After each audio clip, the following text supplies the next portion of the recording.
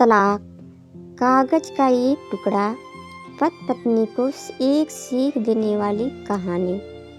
कागज का एक टुकड़ा। राधिका और नवीन को आज तलाक के कागज मिल गए थे। दोनों साथ ही कोर्ट से बाहर निकले। दोनों के परिजन साथ थे और उनके चेहरे पर विजय और सुकून के निशान साफ झलक रहे थे। 4 साल की लंबी लड़ाई के बाद आज फैसला हो गया था। 10 साल हो गए थे शादी को, मगर साथ में 6 साल ही रह पाए थे। 4 साल तो तलाक की कार्यवाही में लग गए। राधिका के हाथ में दहेज के सामान की लिस्ट थी जो अभी नवीन के घर से लेना था, और नवीन के हाथ में गहनों की लिस्ट थी जो राधिका से लेने थे। साथ में कोर्ट का यह आदेश भी था कि नवीन 10 लाख रुपये की राशि एक मुश्त राधिका को चुकाएगा।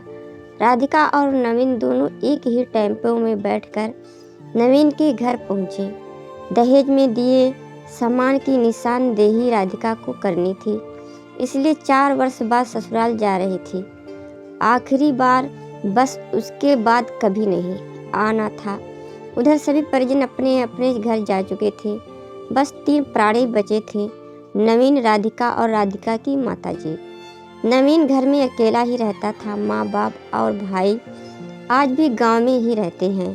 राधिका और नवीन का इकलौता बेटा जो अभी 7 वर्ष का है, कोर्ट के फैसले के अनुसार बालिग होने तक वह राधिका के पास ही रहेगा। नवीन महीने में एक बार उससे मिल सकता है। घर में प्रवेश करते ही पुरानी यादें ताज़ी हो गई। कितनी मेहनत से सजाया था इसको।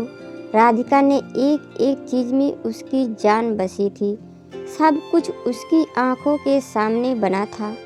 एक एक ईंट से धीरे धीरे बनते घरौंदे को पूरा होते देखा था। उसने सपनों का घर था उसका। कितनी शिद्दत से नवीन ने उसके सपनों को पूरा किया था। नवीन थका हारा सा सोफे पर पसर गया। बोला, ले लो जो कुछ भी चाहिए, मैं तुझे नहीं रोकूंगा। राधिका ने अब गौर से नवीन को देखा। 4 साल में कितना बदल गया है। बालों में सफ़ेदी झांकने लगी है, शरीर से आधा रह गया है। 4 साल में चेहरे की रौनक गायब हो गई। वह स्टोर रूम की तरफ बढ़ी जहां उसके दहेज का अधिकतर सामान पड़ा था। सामान ओल्ड फैशन का था, इसलिए कबाड़ की तरह स्टोर रूम में डाल दिया था। मिला भी कितना था उसको दहेज में। प्रेम विवाह था। दोनों का घर वाले तो मजबूरी में साथ हुए थे। प्रेम विवाह था, तभी तो नज़र लग गई किसी की, क्योंकि प्रेमी जोड़ी को हर कोई टूटता हुआ देखना चाहता है। बस एक बार पीकर बहक गया था नवीन, हाथ उठा बैठा था उस पर। बस वो गुस्से में मायके चली गई थी। फिर चला था लगाने सिखाने का दौर। इधर नवीन के भाई भाभी और उधर राधिका की माँ। नौबत कोर्ट तक जा पहुँची और तलाक हो गया। न राधिका लौटी और न नवीन लाने गया। राधिका की माँ बोली, कहाँ है तेरा सामान? इधर तो नहीं दिखता, बेच दिया होगा इस शराबी ने। चुप रहो माँ। राधिका को न जाने क्यों नवीन को उसके मुंह पर शराबी कहना अच्छा नहीं लगा। फिर स्टोर रूम में पड़े सामान को एक एक कर लिस्ट में मिलाया गया। बाकी कमरों से भी लिस्ट का सामान उठा लिया गया। राधिका ने सिर्फ अपना सामान लिया, नवीन के सामान को छुआ भी नहीं। फिर राधिका ने नवीन को गहनों से भरा बैग पकड़ा दिया। नवीन ने बैग वापस राधिका को दे दिया। रख लो, मुझे नहीं चाहिए, काम आएंगे तेरे मुसीबत में। गहनों की कीमत 15 लाख से कम नहीं थी। क्यों? कोर्ट में तो तुम्हारा वकील कितनी दफ़ा गहने गहने चिल्ला रहा था। कोर्ट की बात कोर्ट में ख़त्म हो गई।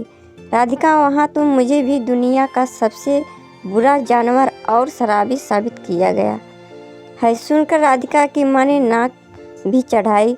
नहीं चाहिए, वो 10 लाख भी नहीं चाहिए, क्यों कहकर नवीन सोफे से खड़ा हो गया। बस यूं ही राधिका ने मुंह फेर लिया। इतनी बड़ी जिंदगी पड़ी है, कैसे काटोगी? ले जाओ, काम आएंगे। इतना कहकर नवीन ने भी मुंह फेर लिया और दूसरे कमरे में चला गया। शायद आंखों में कुछ उमड़ा होगा। इसे छुपाना भी जरूरी था। राधिका की माताजी गाड़ी वाले को फ़ोन करने में व्यस्त थी। राधिका को मौका मिल गया। वो नवीन के पीछे उस कमरे में चली गई। वो रो रहा था, अजीब सा मुंह बनाकर, जैसे भीतर के सैलाब को दबाने की जद्दोजहद कर रहा हो। राधिका ने उसे कभी रोती हुई नहीं देखा था। आज पहली बार देखा। न जाने क्यों दिल को कुछ सुकून सा मिला, मगर ज़्यादा भावुक नहीं हुई।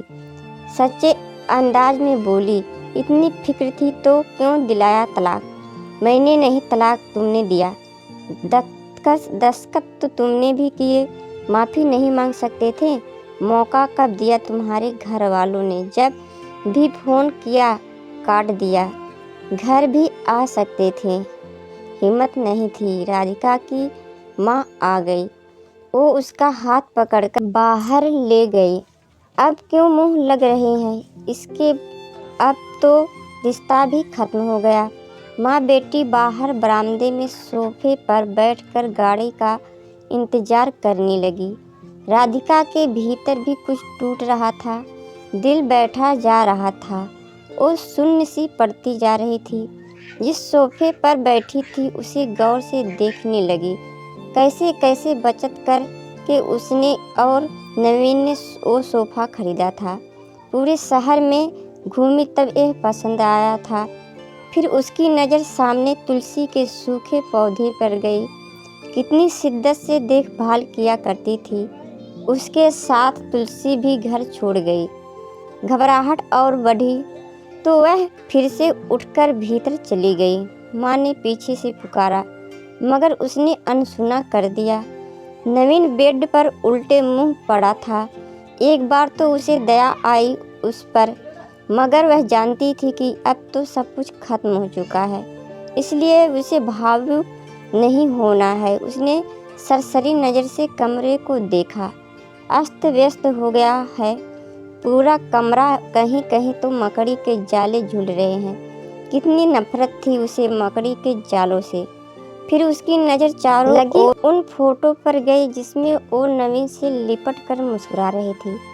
कितने सुनहरे दिन थे वो। इतने में माँ फिर आ गई। हाथ पकड़कर फिर से बाहर ले गई। बाहर गाड़ी आ गई थी। सामान गाड़ी में डाला जा रहा था। राधिका का सून सी बैठी थी। नवीन गाड़ी की आवाज़ सुनकर बाहर आ गया। अचानक नवीन का कान पकड़कर घुटनों के बल बैठ गया। बोला, मत जाओ, माफ़ कर दो। शायद यही वो शब्द थे जिन्हें सुनने के लिए 4 साल से तड़प रही थी। सब के सारे बांध और एक साथ टूट गए। राधिका ने कोर्ट के फैसले का कागज निकाला और फाड़ दिया, और माँ कुछ कहती उससे पहले ही लिपट गई नवीन से। साथ में दोनों बुरी तरह से रोते जा रहे थे। दूर खड़ी राधिका की माँ समझ गई कि काश उनको पहले मिलने दिया होता। अगर अच्छा लगे तो आगे भी सरकाएं। कोर्ट का आदेश दिलों के सामने कागज से ज़्यादा कुछ नहीं।